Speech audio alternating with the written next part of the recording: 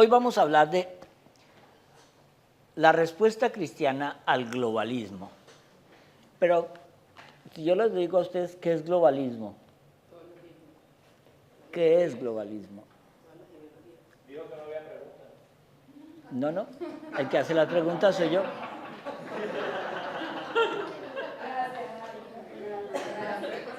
Ok, vamos a volver a empezar. Bueno, la respuesta cristiana al globalismo. Si nosotros nos damos cuenta, el globalista más grande del mundo se llama Jesús. Si vemos al final de los evangelios de Mateo y Marcos, él llama a un globalismo. Id por el mundo, bautizad en el nombre del Padre, del Hijo y del Espíritu Santo, y cumplir los mandamientos, hacer lo que el Padre quiere, hacer la divina voluntad. Eso es seguir la palabra de la buena nueva. Es el globalismo. Pero, ¿sabe qué? Para hablar hoy de globalismo, yo me enfoqué en los niños, porque a los niños, y espero que me pongan atención, no se pongan a jugar con el iPad, con el iPhone, con nada, ni con las amigas, ni a pasarse papelitos, y eso incluye a Mía. Entonces, todo eso es para entender en qué mundo vivimos, y lo vamos a empezar a explicar desde la antigüedad. Vimos que el primer globalismo que hay fuerte es el globalismo del Señor, Marcos y Mateo, pero mire, si no sabremos nosotros evangelizar, es bonito ver cómo los santos, San Francisco evangelizaba a los pájaros, hablaba con los pájaros. San Antonio de Padua, un día no le querían aceptar su homilía, se fue al río y empezó a hablarle a los peces y los peces salieron a ponerle atención. Por eso siempre van a ver a San Antonio de Padua con un pececito por algún lado colgando en un árbol, lo que sea, pero mirando a San Antonio. Ya saben, cuando vean un pez que está mirando al santo, ese es San Antonio. Pero para entender,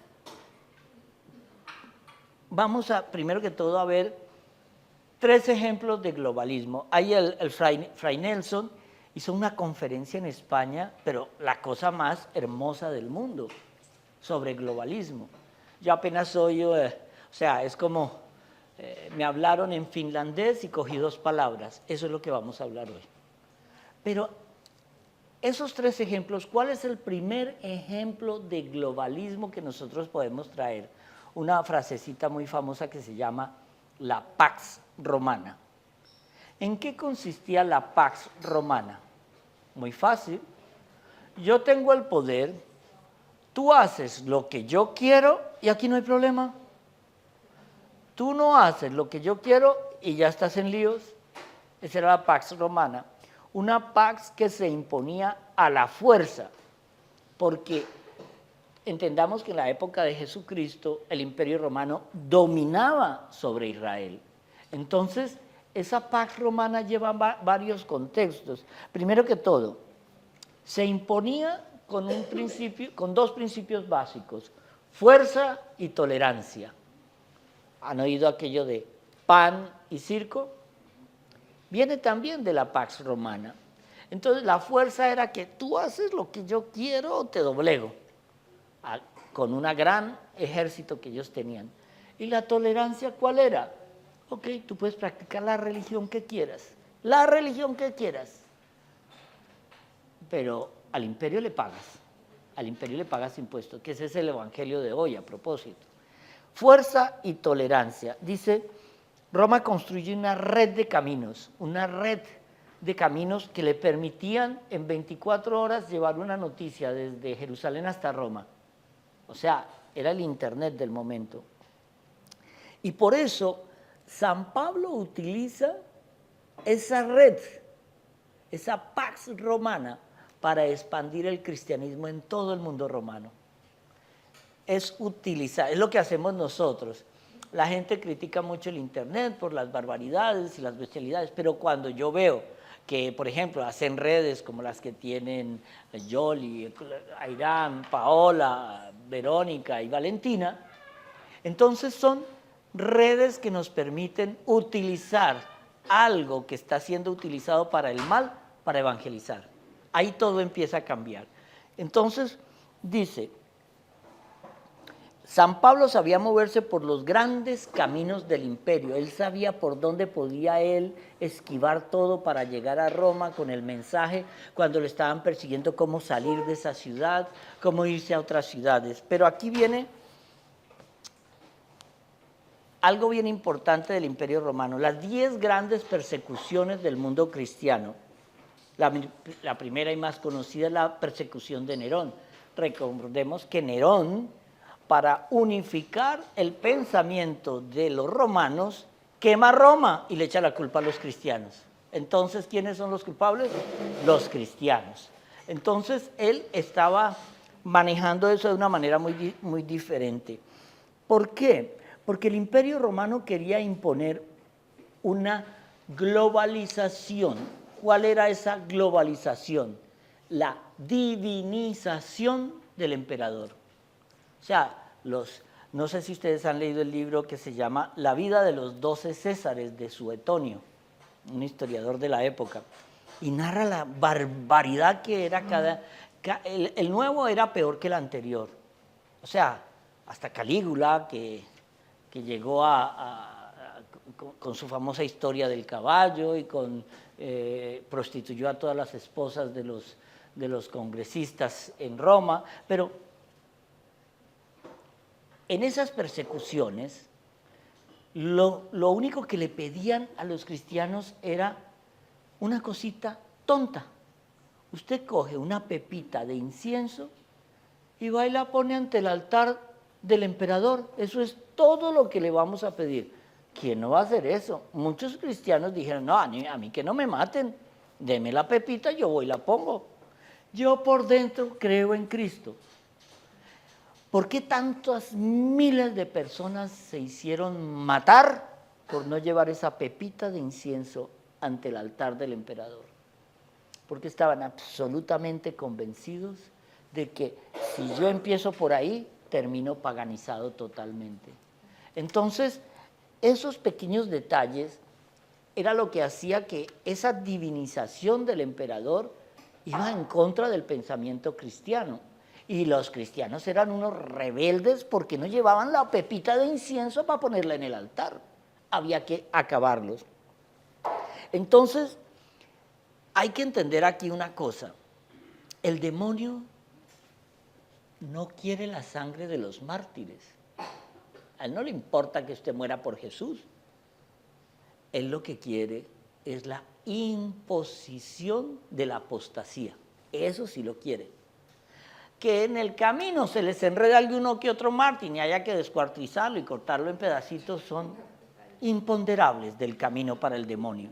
Pero el demonio le interesa que, yo no voy a sacrificar. No, él lo que quiere es imponer la apostasía.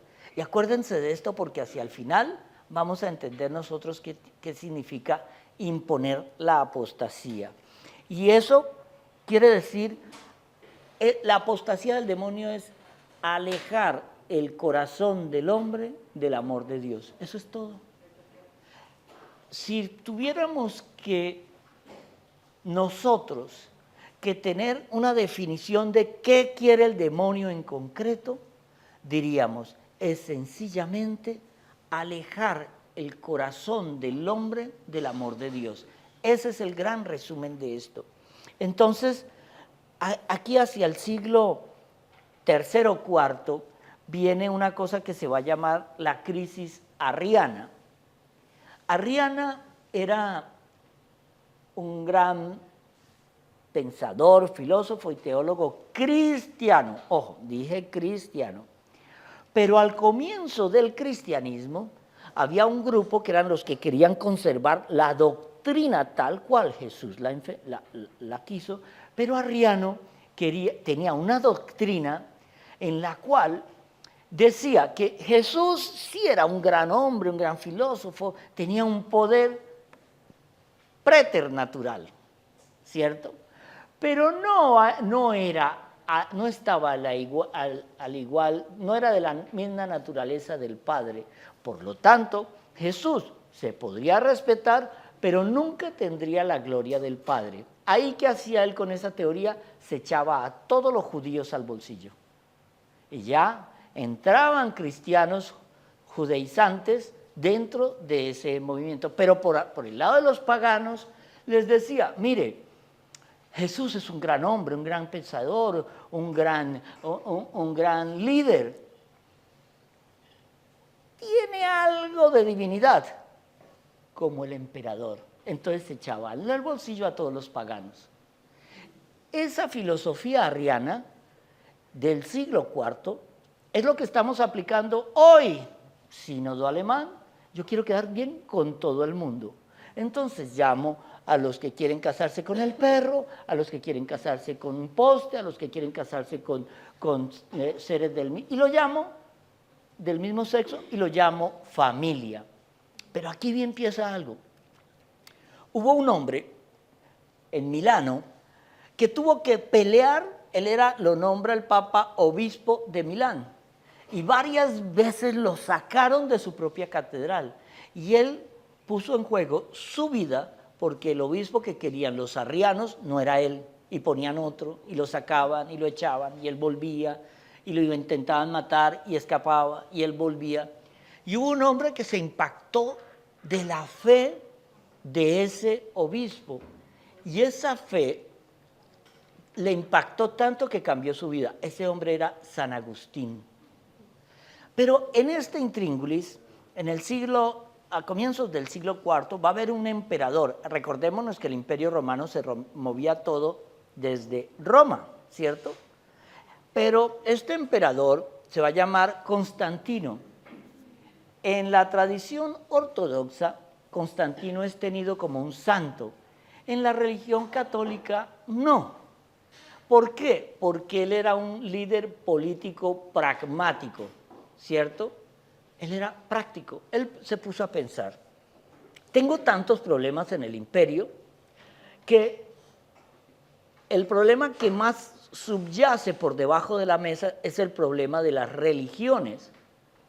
Y la única manera de acabar con ese problema es, vamos a unificar esto. Vamos a hacer que la religión sea una sola para el imperio y así se acaba el problema.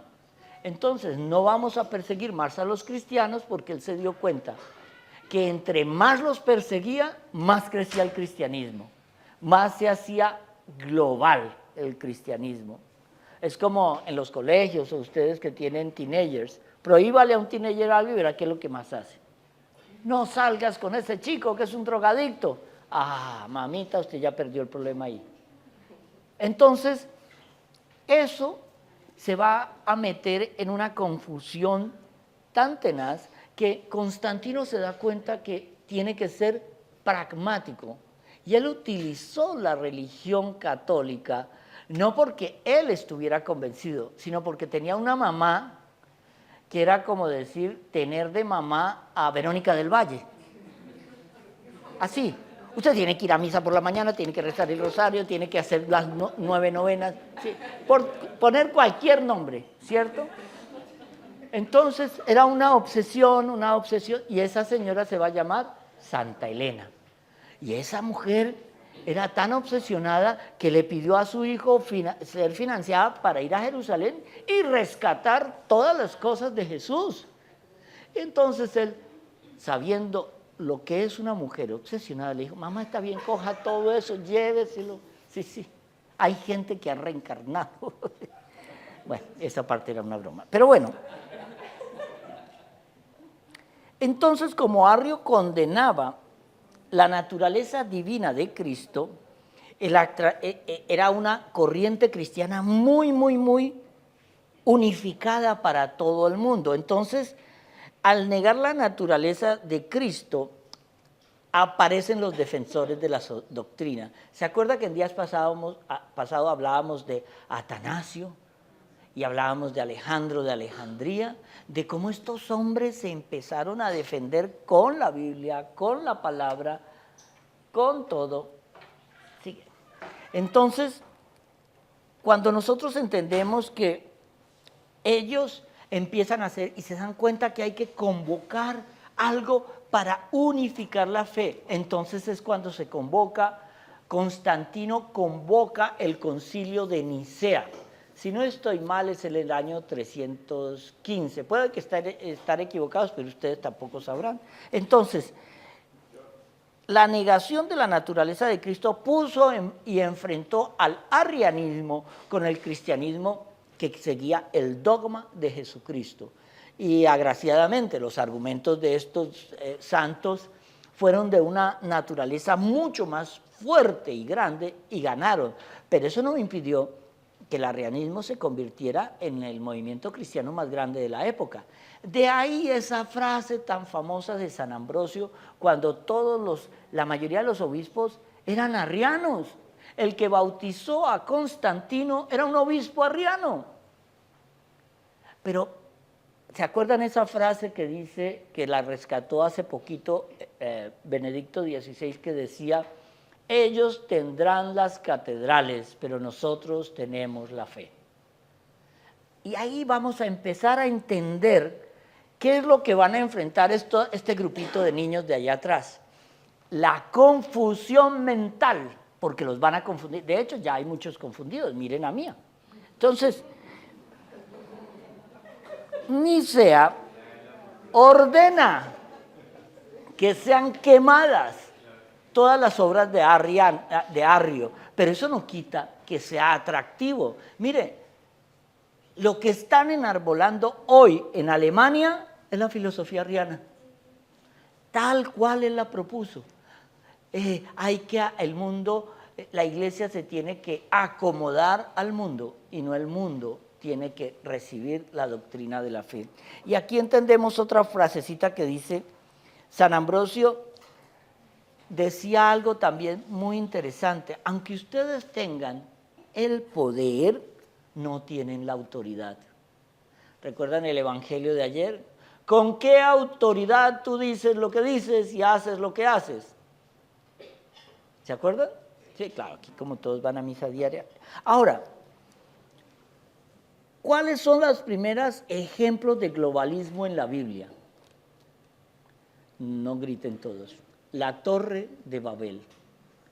Era reunir a todo un pueblo para construir un sigurat. Un sigurat era una especie de templo de adoración, pero no era para adorar a la diosa Ishtar o para adorar a los dioses, no. Era para demostrar que el pueblo de Babilonia era el más poderoso del mundo. Me recuerda mucho cuando tumbaron las Torres Gemelas y construyeron esta otra mole grandísima en Nueva York, para decirle al mundo: tú las tumbaste, pero mire lo que hicimos en menos de 5 años, algo más grande, más imponente, más poderoso. Lo hicieron para que se den cuenta que este pueblo es el poderoso. Eso hicieron los babilonios. ¿El Señor qué hizo ahí? Dividió las lenguas. Se acabó esa primera intento de globalismo para construir ídolos y lo destruyó. Luego, cuando vamos en la época de los macabeos es un movimiento judío de antes de más o menos año 300 antes de Cristo, cuando viene en ese momento Alejandro Magno y los griegos. Los griegos se dan cuenta de una cosa muy grande: ellos eran los poderosos, pero también tenían una característica: eran los de la cultura. Entonces, Roma, que todavía no era tan poderoso, y Israel, que venía de pasar de las manos de uno a otro, se da cuenta que tiene que estar en esa cultura. ¿Por qué? Porque es la de moda.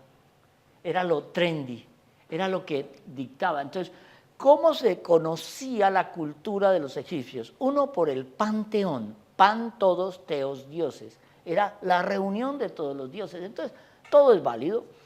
Pero había algo que le encantaba a la gente de los griegos: el gimnasio. La palabra gimnasios viene de Grecia, quiere decir es como decir esa oda, ese amor al cuerpo. Entonces los atletas iban desnudos. ¿Qué mujer no quiere ver a un atleta desnudo? ¿Qué hombre no quiere ver a las atletas desnudas? Todos. Entonces es cuando se construyen los grandes gimnasios, los grandes teatros para atraer a la gente. Entonces, ¿qué pasa? El pueblo de los macabeos lucha contra eso porque también era un poquito, llévate este granito de incienso y ponlo allá. Eso no se te va a caer la mano. Pero ahí viene cómo el Señor nos construye a nosotros. Es que usted sabe un poquito, y no yo aquello que le di la mano y me cogió todo el brazo, y no quiero decir otras cosas que ustedes ya están pensando, pero bueno. Entonces, el gimnasio era algo tan fuerte en aquella época, en ese culto al cuerpo, que le vendían a la gente, ellos le trabajaban a la gente la cabeza. Mira que te están vendiendo el cuerpo, ¿cierto? La belleza del cuerpo humano, pero te están trabajando la cabeza. Y te decían algo así como, mira, tú tienes que seguir esto porque esto es la moda. Tienes que estar en la moda del mundo. Si tú no estás en la moda del mundo y te opones a eso, entonces el mundo te va a llamar con una frasecita que está de moda. Fobos, homofóbico, transfóbico, lesbiafóbico, todo lo que sea fóbico. No es que tú estás diciendo eso no es lo correcto. Fobos quiere decir estoy en contra. Es diferente. Yo no estoy en contra o no puedo estar peleando con alguien porque tenga tendencias homosexuales. No. Lo que yo estoy diciendo, eso no es correcto. Ya está. Pero odiarlo, no. Por eso el Papa Francisco dijo en el avión, en ese famoso viaje, cuando le preguntan sobre los homosexuales, ¿quién soy yo para juzgarlos? Una persona puede ser homosexual, pero sencillamente se abstiene de la práctica, se abstiene de estar ahí y puede ser el mejor cristiano del mundo y puede comulgar porque no está práctica. Nosotros los curas somos heterosexuales, bueno, la mayoría, no sé, pero porque me gusten las mujeres, ¿yo no puedo comulgar? No, claro que puedo. Lo que me estoy es negando la posibilidad de tener una esposa o una novia, ¿sí me explico? Esa negación, esa entrega, ese sacrificio es lo que me hace a mí ir más en el camino del Señor, porque la pureza hay que buscarla de alguna manera. La tercer ejemplo, que aquí lo vamos a desarrollar más adelante, si es que tenemos tiempo, vamos a ver, se llama Apocalipsis 17. La marca de la bestia. Nadie podrá comprar ni vender si no lleva la marca de la bestia. Ese es considerado en la Biblia como el sumum de la globalización, que nadie podrá comprar ni vender si no lleva la marca de la bestia. Esto es bien interesante. Entonces, aquí Fray Nelson decía algo muy, muy interesante. La mayoría de la gente no puede creer en algo sin creer algún momento en lo contrario. Pero el discernimiento es fundamental.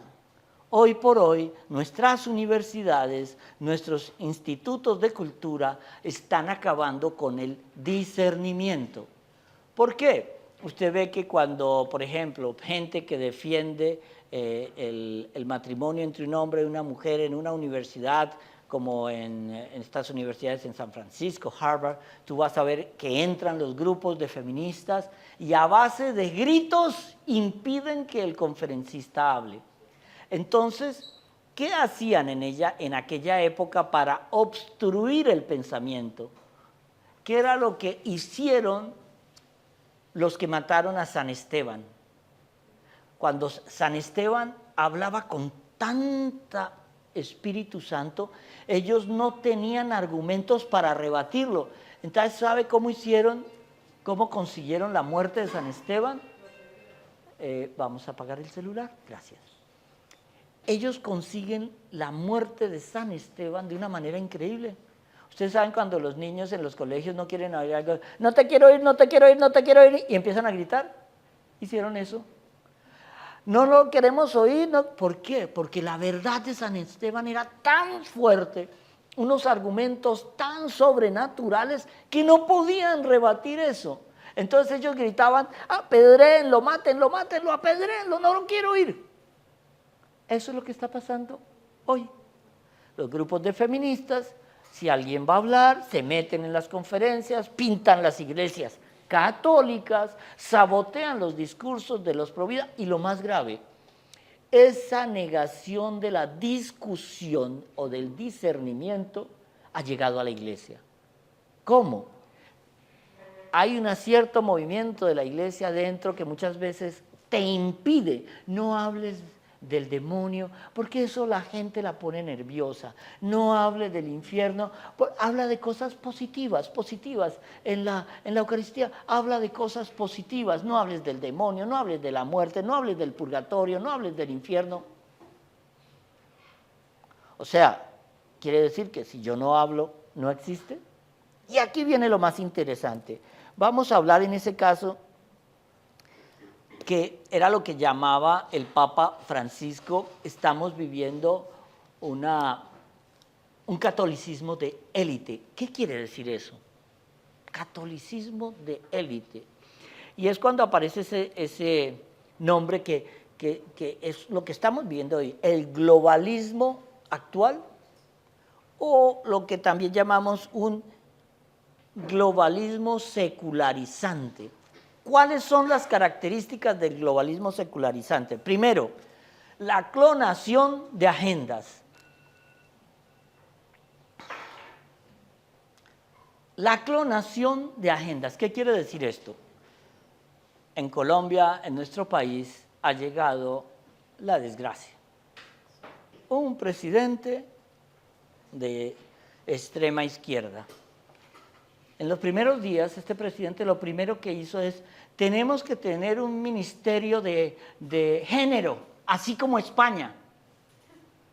España ya tiene una ministra de género, de esto. Y uno dice, ¿de verdad? O sea, la Agenda 2030 de las Naciones Unidas impone, sugiere una manera, pero los países ya están legislando sobre esa agenda.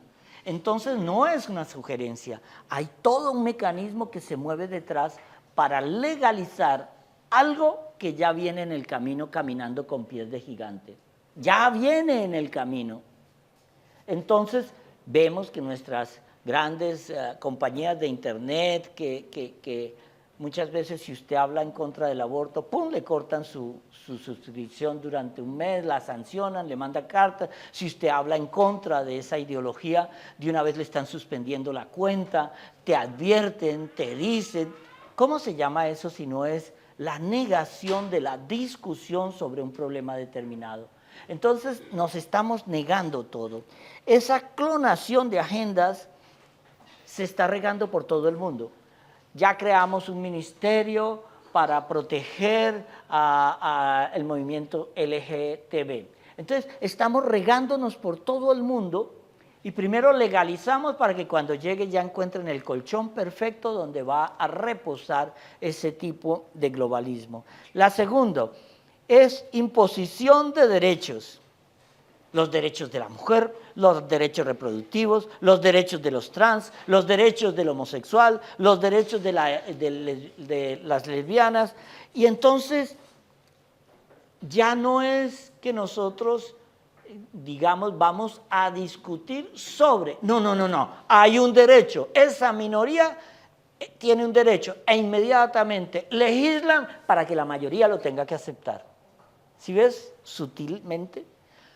Un gusto de una minoría se vuelve ley para que la mayoría tenga que aceptarlo, o si no, tú eres un fóbico. Eso es grave. Detrás del derecho de unos pocos legislamos a todos. Si te opones, tú estás en contra de la sociedad. Tú no quieres la naturaleza, tú no quieres a tus hermanos. El tercero es el condicionar el lenguaje. La palabra se hizo carne. Voy a condicionar el lenguaje. Entonces, por eso vemos que nuestro idioma está metiendo la estupidez del todos, todas y todes, ¿cierto? Eso no existe. Pero ahí en España, donde usted no salude buenos días a todos, a todas y a todes, usted es un excluyente fóbico. Y te empieza a manejar el lenguaje. Entonces, le cambio el verbo, el adjetivo al sujeto. Cuando el sujeto no quiera a la sujeta, es porque el sujeto quiere otro sujeto. ¿Cierto? Si la sujeta se enamora de otra sujeta, ellas no son sujetas, son sujetes. Estoy condicionando el lenguaje. Entonces, yo ya no mato a mi hijo en mi vientre. No, yo elijo sobre mi cuerpo. Yo ya no aplico la eutanasia a mi padre que me estorba porque le di un derrame y no se puede mover. No, yo permito una muerte digna. ¿Sí me explico? He cambiado adjetivos, verbos, pero el pecado sigue ahí. Y no hablemos de pecado, de la barbarie de la ley natural sigue ahí. Luego tenemos la cuarta, la cultura de la cancelación. Es la supresión del derecho fundamental, es el linchamiento mediático. Tú hablas en contra de esta ideología, te suspendo en los canales de internet. Reemplaza el argumento por el escándalo. Tú no haces lo que yo digo, entonces te pongo un escándalo y quedas calladito, quedas anulado. Me recuerda esto la historia de un cardenal australiano que descubrió que un cardenal italiano se había, no puedo decir robado, quiero decir, él no se dio cuenta que estaba metiendo 200 millones de euros en la cuenta de su sobrino. Ups, se le escapó, fue un desliz.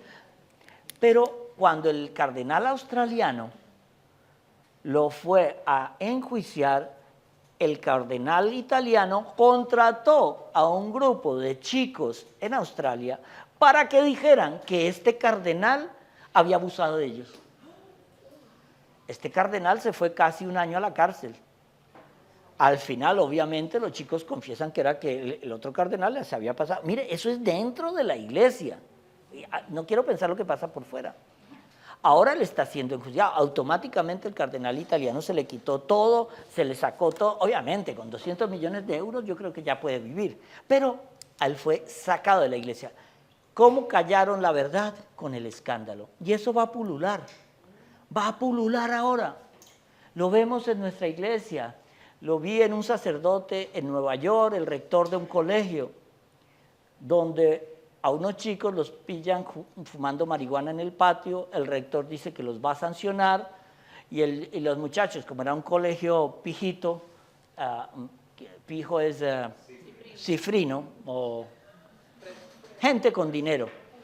Entonces, ¿qué pasa? Los chicos le dicen al rector que él no va a hacer eso y que va a escuchar de esos. Inmediatamente ellos salen de ahí, van a una comisaría y dicen que el rector intentó tocarlos, pero se construye toda una historia alrededor de esto. Él es destituido del colegio, inmediatamente sancionado por la iglesia y empieza el proceso.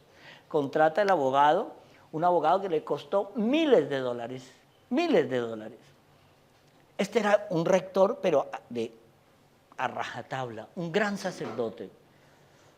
Llega al juicio. Y entonces el abogado defensor le dice, ¿cuántas veces él hizo eso? No, fue solamente una vez en su salón. ¿Qué hora fue eso? No, fue tal día a tal hora. ¿Cuánto duró el abuso? Unos 15 minutos hasta que pudimos salir corriendo. Ok, muy bien, señor juez, tengo el video de esos 15 minutos aquí.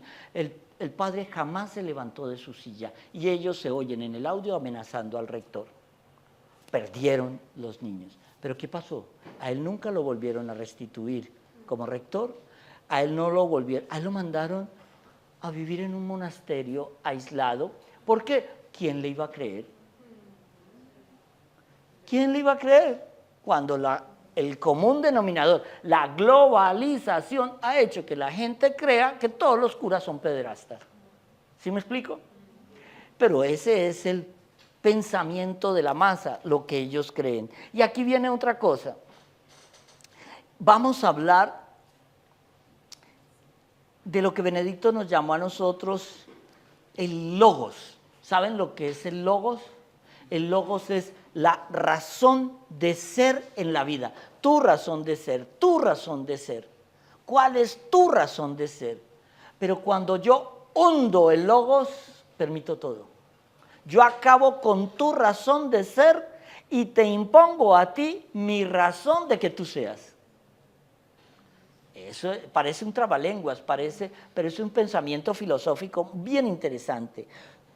Es también el hundimiento de la razón cuando tú hundes la fe.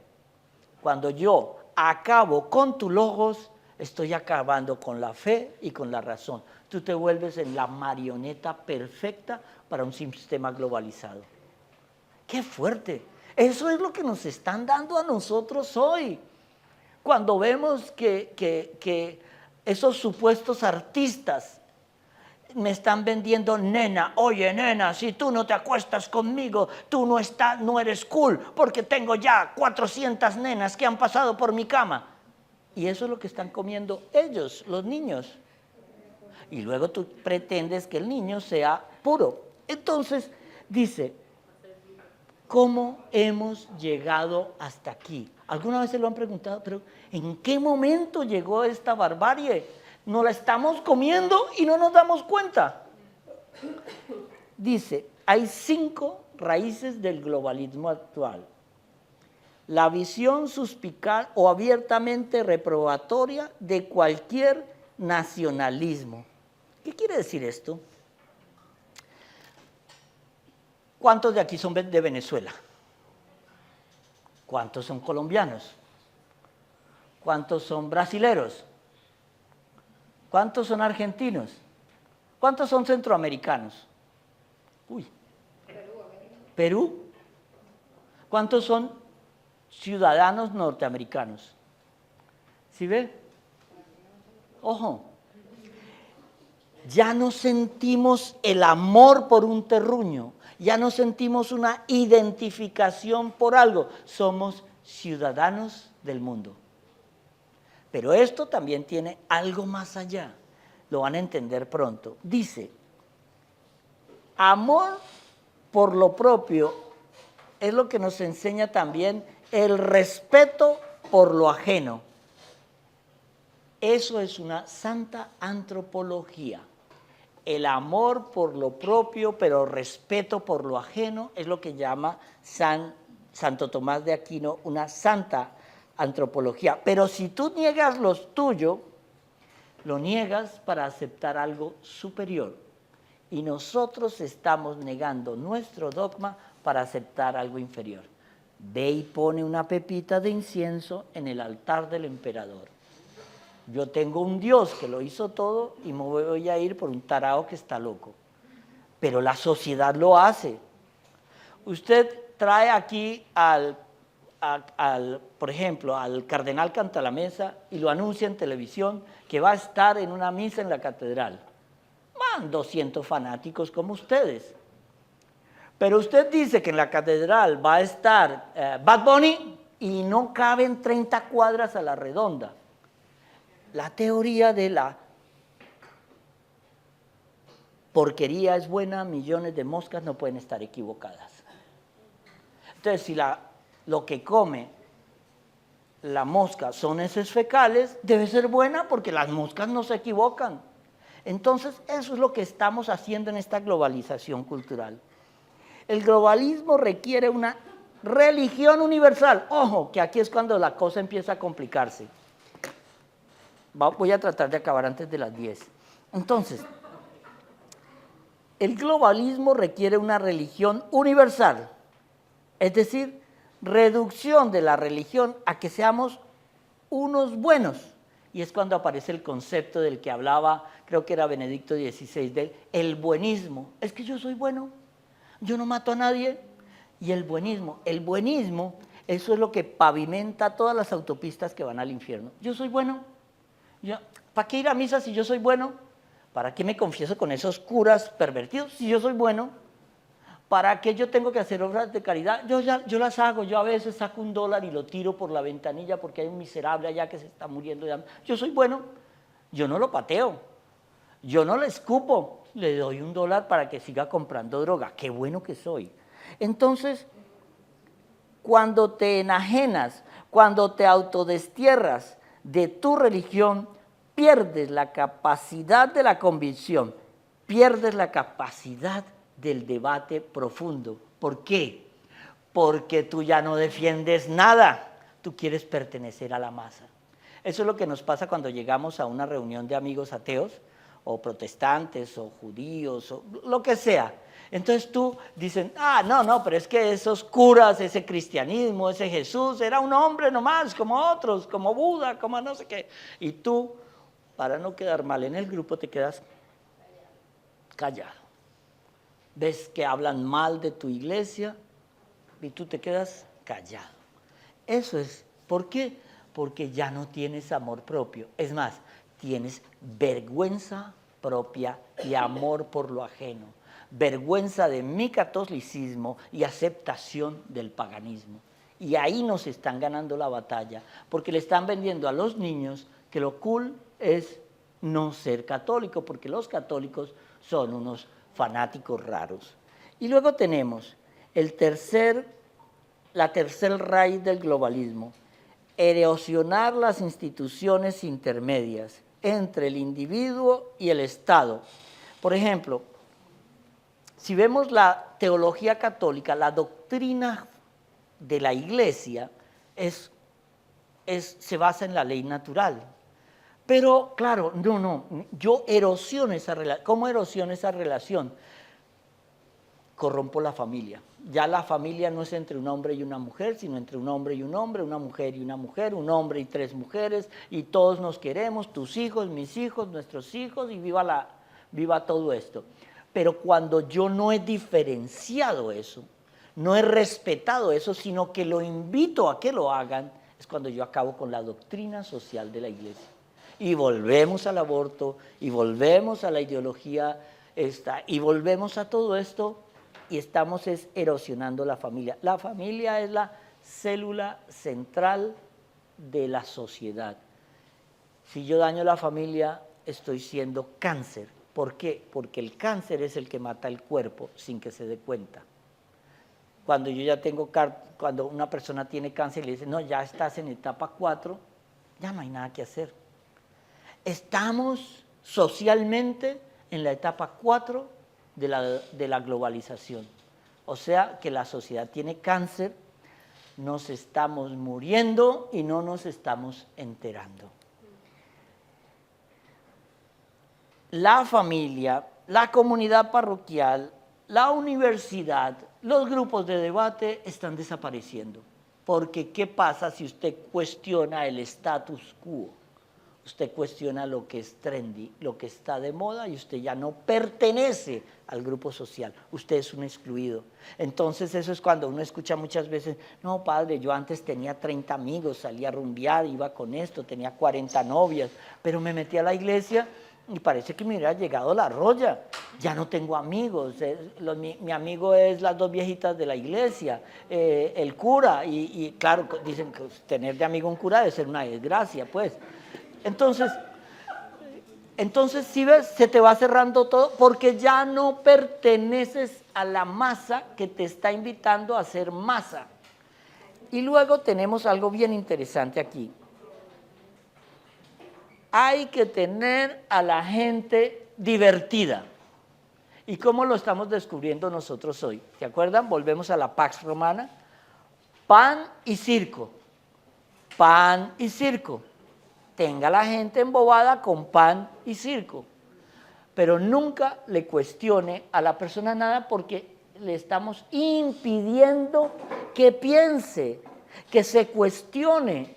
En el momento en que tú te cuestionas sobre ti mismo, es el momento en el que ya no haces planes. Cuando tú ya no haces proyectos de vida, tú te vas apagando. Entonces, cuando tú te vas apagando, encuentras un idiota que te vende la panacea y entonces eso es. Y eso lo ve uno en los noticieros de televisión sobre todo. los primeros 15 minutos, bomba en Pakistán, asesinato en el tren de Francia, el presidente se robó no sé cuántos millones, y eso sale así, ta. La idiota de Madonna se viste de monja, 15 minutos, un psicólogo, un sociólogo que me hable del fenómeno. Las Kardashian no se ponen panties para las fotos. Un sociólogo, un psicólogo, un especialista en moda y le tiran 20 minutos. Es que ya el panty de la mujer está obsoleto, el brasier ya no se va a usar. Y a eso le tiran tiempo. Pan y circo. Y es cuando le piden a los curas que en la misa sea un payaso, entretenga a la gente. Si la gente se aburre, entonces usted es un mal cura. Cuando lo que nosotros tenemos que descubrir en la misa es que la misa es un acto de sacrificio, de gracias y de alabanza. Eso no es una obra teatral para que la gente esté allá aplaudiendo y brincando y bailando. No. Si el cura es un cura monótono y aburrido, la misa es mala. La misa, cuando el cura consagra, es el mejor fiesta del mundo. Dios baja. Dios baja. Dios, pero eso no lo hemos entendido. Creemos que es una representación de lo que estamos haciendo. ¿Qué nos da ese sistema del globalismo? Nos produce, y no lo sabemos, ansiedad. Debajo de la costra de la diversión están la ansiedad y preguntas que no nos atrevemos a hacer y de dudas que nunca nos van a responder. Pan y circo. Porque si Shakira hace un concierto mañana aquí, se vende 2 veces el concierto, pan y circo. Porque si algún otro de estos payasitos pegados con mocos hacen cualquier cosa, eso sube el rating. Pero lo que te están poniendo es pantallas para que no veas tu realidad, tu miseria, tu ansiedad, que tú estás siendo un número manipulado para llevar a una sociedad consumista con un fin, porque tú vas a hacer el logos de alguien más, que sí está haciendo su logos, sí está cumpliendo su razón de ser, y su razón de ser es utilizarte como carne de cañón. Eso es todo. Y viene aquí el quinto punto, el elogio de la libertad. Y aquí se recuperó el pensamiento errático de Jean-Paul Sartre, este filósofo francés. Él decía que la existencia va primero que la esencia. El cristianismo primero es la esencia y luego la existencia. La esencia de Dios permite que yo exista. Jean-Paul Sartre invertía esto, es primero la existencia. ¿Qué quiere decir primero la existencia? Primero yo. Y el resto del mundo, pastillitas de 500 miligramos de jódete, perdón, ve a ver lo que vas a hacer. Tú defines tu propio ser como tú quieres. Yo ahora me veo como una paloma con alas y tienen que aceptarme. Me van a llamar ahora señor Paloma. Me tienen que, y si usted no me llama señor Paloma, fóbico, odia a las palomas. Si usted me irrespeta y me dice que no, que yo nunca jamás tendré plumas, usted odia al género plumífero de la humanidad. Tú te haces a ti mismo, por lo tanto no le debes nada a la sociedad, que no debe imponerte nada más allá del consenso. Lo único que te imponen hoy es que tienes que tener consenso. ¿Y quién te da el consenso? La masa. La masa. Oh, vale todo, yo puedo salir con hombres, mujeres, gatos, perros, lo que me dé la gana. La masa. Sí, ¿por qué? Porque yo me defino a mí mismo, a mí no me define nadie, a mí no me define la biología en el contexto de Jean-Paul Sartre. Eso es lo que tenemos que tener en cuenta. Ahí es donde tenemos que rascar chiquito. ¿Qué es lo que estamos haciendo? ¿A dónde nos llevó esta globalización errática?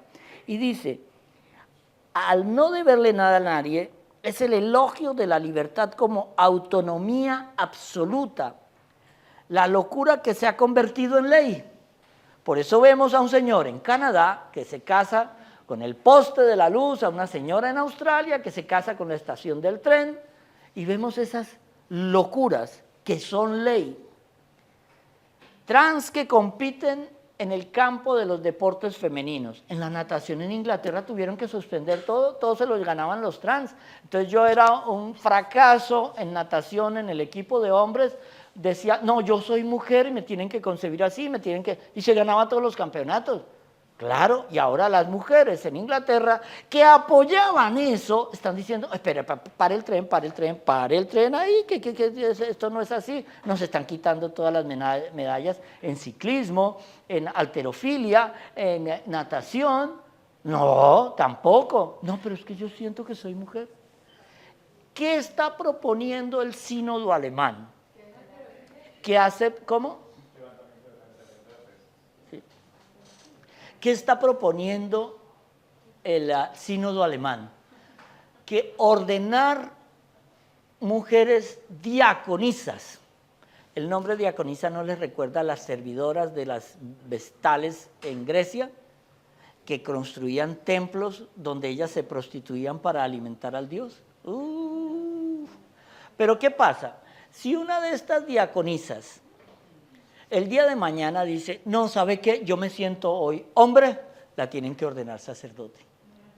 Y ya cuando sea sacerdote dice, no, yo me vuelvo a sentir mujer, pero ya es sacerdote, sacerdotisa. Eso es lo que está proponiendo el sínodo alemán. Ustedes ven que en las iglesias católicas, apostólicas y romanas de Alemania están casando parejas homosexuales. Es abriéndose a la filosofía arriana. Vengan todos aquí. Pero es de alguna manera, vamos construyendo esa religión universal, humanista, que se está abriendo a todo, permitiendo todo, sobre todo el pecado consensuado. Oh, mira, no, ella no es mala, le gusta a su amiguita, pero no es mala. Venga aquí, la queremos, tranquila, usted puede vivir con ella 2 meses, con su amiga 3, y todos están contentos. ¿Cuáles son las respuestas estériles que estamos viendo hoy a esta globalización? El exceso de diagnóstico conduce a la amargura, al lamento, al pesimismo y a la nostalgia. ¿Qué estamos haciendo nosotros aquí? Nada. Diagnosticamos cómo está nuestra sociedad, pero después de esta charla ¿vamos a mover un dedo? No vamos a hacer un carajo, perdón por lo de uno. Pero hubo, si hubiera habido, si hubiese sido, pero como no hubo, es la cultura del hubo. Es cuando entendemos que Santo Tomás de Aquino, no sentir ira ante ciertos aspectos del pecado es un pecado mortal. ¿Qué hizo el Señor en el templo? Mercaderes, mercachifes, esta es la casa de mi padre, para afuera, guácate. ¿Sintió ira? Sí. Ira santa, porque habían violado esa línea roja donde nosotros tenemos que reaccionar.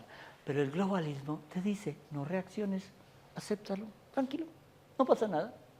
No, es que este señor tiene 80 años y está abusando de una niña de 10.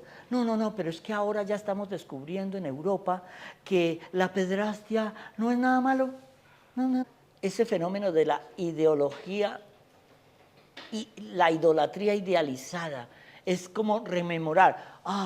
Volvemos es que hubo una vez, es que si yo hubiese tenido, y volvemos al pasado. Recordemos siempre, el demonio en la vida del hombre está en el pasado y en el futuro. En el pasado con la añoranza que ya no está y en el futuro con la ansiedad que no vendrá nunca. Entonces, esto es importante.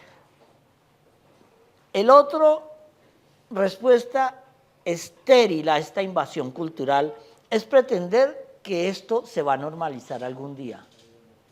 No, esto se va a agravar. Cuando yo me doy cuenta que lo que le están enseñando en Disneyland a los niños es a aceptar el pansexualismo, es cuando yo me doy cuenta que esto va a ser cada vez peor y peor y peor, hasta que lleguemos a un punto donde Sodoma y Gomorra sea un jardín infantil al lado de la sociedad que estamos construyendo. Y por último, el hombre, miren esto, hay el caso de un hombre que demandó al Ayuntamiento de Madrid. Esto está en los periódicos en el país, es increíble. Demandó al Ayuntamiento de Madrid porque él como hombre se sentía mujer. Y como mujer, él sentía que estaba embarazado y que él se quería practicar un aborto mental y que le tenían que financiar el aborto mental.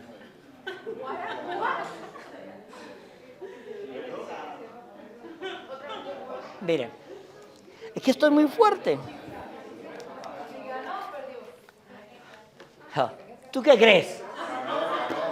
Entonces, ahora viene para terminar, no les quito, no, estamos bien.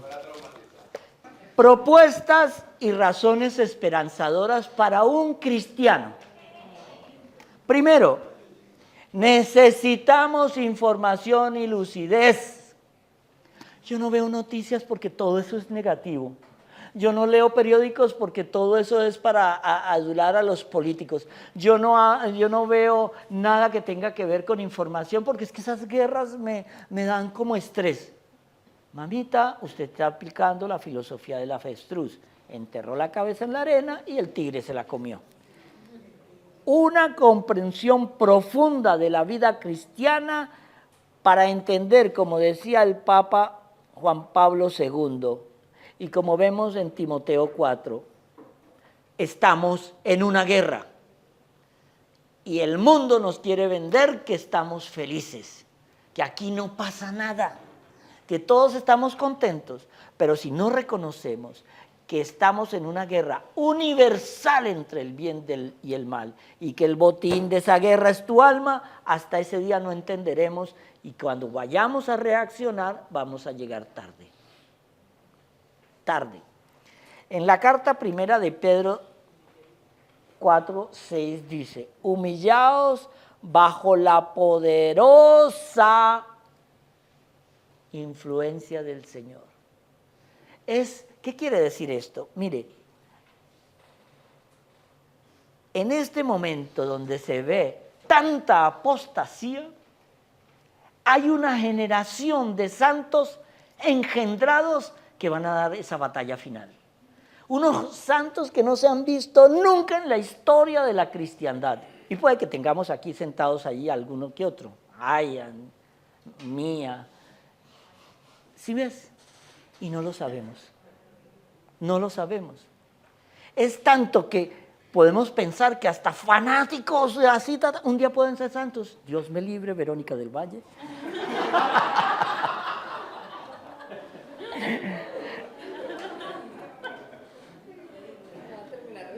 Mire, la esperanza más grande está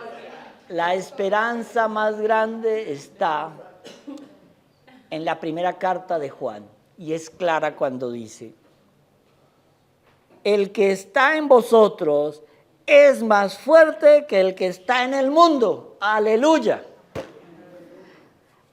La última frase de Juan 16 dice, antes de que él empiece la oración sacerdotal, que fue lo que leímos durante 3 semanas, ¡ánimo! Yo he vencido al mundo. Esa es la mayor esperanza. ¡Ánimo! Tranquilos, vais a padecer, vais a sufrir, pero yo ya vencí al mundo, dice el Señor. ¿Pero por qué hay que padecer y sufrir? Porque estamos siendo idiotas útiles, no estamos reaccionando. Si esta conversación yo la llevara a un simposio en la Universidad de Miami, no habría podido llegar yo a los 10 minutos de la charla. Y no hablemos de universidades católicas, que es donde más censuran. Dice, el Señor está orando por nosotros. Él nos defiende en este instante. Nosotros creemos que cuando vamos al Santísimo somos nosotros, ay Señor, ay, no, Él está ya orando por cada uno de nosotros, pero es que no vamos. El Santísimo está vacío, no vamos. Si entendiéramos que esa es la presencia real de Cristo, tendrían que hacer capillas de Santísimo del tamaño de catedrales, estaría eso lleno a toda hora, pero es que como es una representación y conocer, agradecer y dar a conocer lo bello, bueno y fuerte que hemos recibido es que tengo un camino en el que me siento orgulloso. Aquí estamos recuperando el amor propio. Yo me siento orgulloso de ser cristiano. Me siento orgulloso de ser católico, apostólico y romano. Me siento orgulloso de defender mi fe. Por eso yo no pongo un granito de incienso en el altar de un ídolo. Por eso yo no voy a ceder nunca ante la doctrina de la fe. Por eso yo no puedo apoyar el aborto, no puedo apoyar las uniones homosexuales como familia, no puedo apoyar la eutanasia, no puedo apoyar todas las barbaridades que estamos dando. Por eso, porque es que yo sí creo en Cristo y yo estoy orgulloso del amor por Cristo. Y eso es lo que le tenemos. La gente que nos rodea lo tiene que ver con acciones, no con dichos.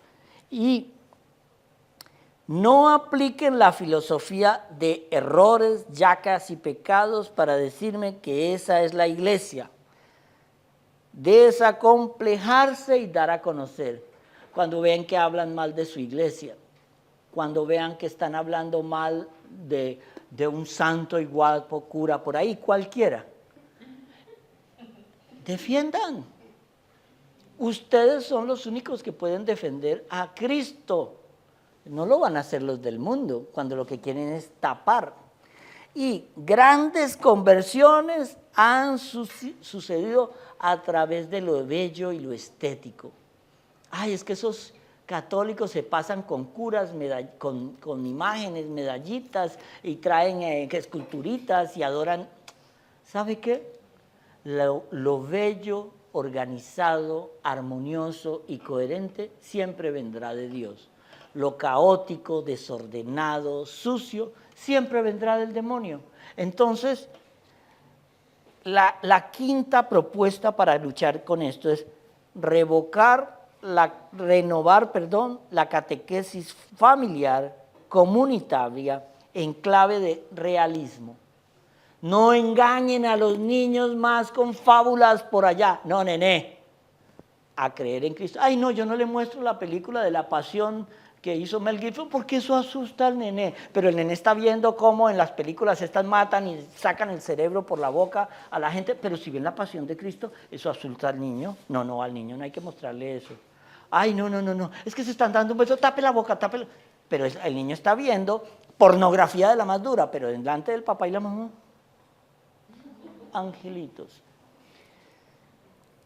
Estamos en combate, por lo que tenemos que fortalecer la familia, nuestras comunidades. Pero lo más importante, y como vamos a luchar todos juntos contra esta religión universal que está creando el demonio, se llama conducir a todos a la vida sacramental.